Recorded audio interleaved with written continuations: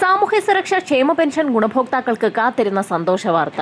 സംസ്ഥാന സർക്കാരിന്റെ 55 ലക്ഷത്തോളം വരുന്ന സാമൂഹ്യ സുരക്ഷാ പെൻഷനുകൾ, 8 ലക്ഷത്തോളം വരുന്ന ക്ഷേമനിധി ബോർഡുകൾ വഴിയുള്ള പെൻഷനുകൾ, നിർമ്മാണ മേഖലകളിലേക്കുള്ള പെൻഷനുകൾ എന്നിവ കൈപ്പറ്റുന്ന ഗുണഭോക്താക്കൾക്ക് മാർച്ച് മാസത്തിലെ ആദ്യ വിതരണ അറിയിപ്പെത്തി. മാർച്ച് ഏപ്രിൽ മാസങ്ങളിൽ ഗുണഭോക്താക്കൾക്ക് കൂടുതൽ ആനുകൂല്യങ്ങൾ എത്തിച്ചേരും. നിലവിൽ ബാങ്ക് അക്കൗണ്ട് നമ്പറുകൾ നൽകിയിട്ടുള്ള 26.64 ലക്ഷത്തോളം വരുന്ന ഗുണഭോക്താക്കൾക്ക് അക്കൗണ്ടുകളിലേക്കും 24 ലക്ഷത്തോളം വരുന്ന ആളുകൾക്ക് കൈകളിലേക്കുമുള്ള വിതരണമാണ് സജീവമായിക്കൊണ്ടിരിക്കുന്നത്. ഇതോടൊപ്പം തന്നെ 200 മുതൽ 500 വരെയുള്ള കേന്ദ്ര വിഹിതം, 7 ലക്ഷത്തോളം വരുന്ന NSAP വിഭാഗത്തിൽപ്പെട്ട പെൻഷൻ തുക സ്വീകരിക്കുന്ന ഇന്ദിരാഗാന്ധി ദേശീയ വാർദ്ധക്യകാല പെൻഷനുകൾ, വിധവാ പെൻഷനുകൾ, ഭിന്നശേഷി പെൻഷനുകൾ കൈപ്പറ്റുന്ന ഗുണഭോക്താക്കളുടെ ആധാരധിഷ്ഠിത ബാങ്ക് അക്കൗണ്ടുകളിലേക്ക് എത്തിച്ചേർന്നു തുടങ്ങും. വരാൻ പോകുന്ന നിയമസഭാ തെരഞ്ഞെടുപ്പുകൾക്ക് മുന്നോടിയായി ഗുണഭോക്താക്കൾക്ക് പെൻഷൻ തുകയിൽ വീണ്ടും ഒരു വർധനവ് കൂടി ഉണ്ടാകുമെന്നുള്ള സ്ഥിരീകരണമാണ് ഇപ്പോൾ പുറത്തു വന്നിരിക്കുന്നത്.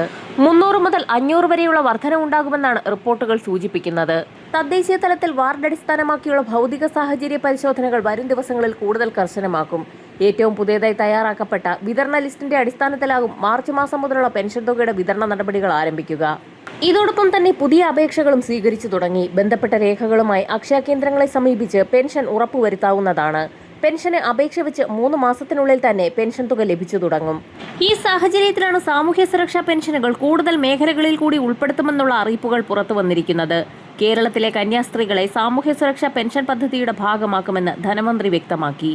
മതസ്ഥാപനങ്ങളുടെ നിയന്ത്രണത്തിലുള്ള മന്ദിരങ്ങൾ, മഠങ്ങൾ, കോൺവെന്റുകൾ, ആശ്രമങ്ങൾ, മതവുമായി ബന്ധപ്പെട്ട സ്ഥാപനങ്ങൾ എന്നിവിടങ്ങളിൽ താമസിക്കുന്ന കന്യാസ്ത്രീകൾ ഉൾപ്പെടെയുള്ള അർഹരായ സ്ത്രീകൾക്ക് പദ്ധതിയുടെ പ്രയോജനം ലഭിക്കും. ഇവരെ സാമൂഹിക സുരക്ഷാ പദ്ധതിയുടെ ആനുകൂല്യങ്ങൾ ലഭ്യമാകുന്നതിനുള്ള തടസ്സങ്ങൾ നീക്കാൻ പ്രത്യേക പദ്ധതിക്ക് മന്ത്രിസഭ അംഗീകാരം നൽകി. അവിവാഹിതരായ 50 വയസ്സിൽ കൂടുതലുള്ളവർക്ക് പദ്ധതിയുടെ പ്രയോജനം ലഭിക്കും. ശമ്പളം, പെൻഷൻ, സർക്കാരിന്റെ മറ്റ് ആനുകൂല്യങ്ങൾ എന്നിവ ലഭിക്കാത്തവർക്കാണ് പരിഗണനയുണ്ടാവുക. പെൻഷൻ അനുവദിക്കുന്നതിന് പൊതുവിൽ നിർബന്ധമാക്കിയിട്ടുള്ള വരുമാന സർട്ടിഫിക്കറ്റ്, അവിവാഹിത സർട്ടിഫിക്കറ്റ് എന്നിവ ഒഴിവാക്കി നൽകും. പകരം പ്രത്യേക അപേക്ഷാ ഫോറം അംഗീകരിക്കാനും മന്ത്രിസഭായോഗം തീരുമാനിച്ചു. ഈ സാഹചര്യത്തിലാണ് സാമൂഹ്യ സുരക്ഷാ പെൻഷൻ ഗുണഭോക്താക്കൾക്ക് വരുമാന സർട്ടിഫിക്കറ്റ് ഹാജരാക്കുന്നതിനുള്ള സമയപരിധി ധനമന്ത്രി KN ബാലഗോപാൽ 6 മാസം കൂടി നീട്ടി നൽകിയിരിക്കുന്നത്. ഇത് സംബന്ധിച്ചുള്ള അറിയിപ്പ് ധനമന്ത്രി പുറപ്പെടുവിച്ചു. നിശ്ചിത സമയത്തിനുള്ളിൽ സർട്ടിഫിക്കറ്റ് ഹാജരാക്കാത്തവരുടെ പെൻഷൻ തടയാൻ പാടില്ല എന്ന് ബന്ധപ്പെട്ട വകുപ്പുകൾക്ക് മന്ത്രി കർശന നിർദ്ദേശം നൽകി. പുതുക്കിയ അവസാന തീയതി 2026 ജൂൺ 30. 2019 ഡിസംബർ 31 വരെ പെൻഷൻ ഗുണഭോക്തൃ പട്ടികയിൽ ഉൾപ്പെട്ടിട്ടുള്ളവരിൽ ഇതുവരെ ഒരു തവണ പോലും വരുമാന സർട്ടിഫിക്കറ്റ് ഹാജരാക്കാത്തവർക്കാണ് വരുമാന സർട്ടിഫിക്കറ്റുകൾ സമർപ്പിക്കണമെന്നുള്ള അറിയിപ്പ് നൽകിയിരിക്കുന്നത്. അക്ഷയ കേന്ദ്രങ്ങൾ വഴി ഓൺലൈനായി ജൂൺ 30-നകം സർട്ടിഫിക്കറ്റ് അപ്ലോഡ് ചെയ്യാവുന്നതാണ്. ക്ഷേമ പെൻഷൻ പട്ടികയിലുള്ളവർ വരുമാന സർട്ടിഫിക്കറ്റ് ഹാജരാക്കണമെന്ന് 2025 മെയ് മാസത്തിൽ സർക്കാർ നിർദ്ദേശിച്ചിരുന്നു. ഇതിനായി ആദ്യം അനുവദിച്ചിരുന്ന സമയം 2025 ഡിസംബർ 31 വരെയായിരുന്നു. എന്നാൽ ആകെയുള്ള 62 ലക്ഷം ഗുണഭോക്താക്കളിൽ ഏകദേശം 2.53 ലക്ഷം പേർ ഇനിയും സർട്ടിഫിക്കറ്റ് സമർപ്പിക്കുവാൻ ബാക്കിയുണ്ട്.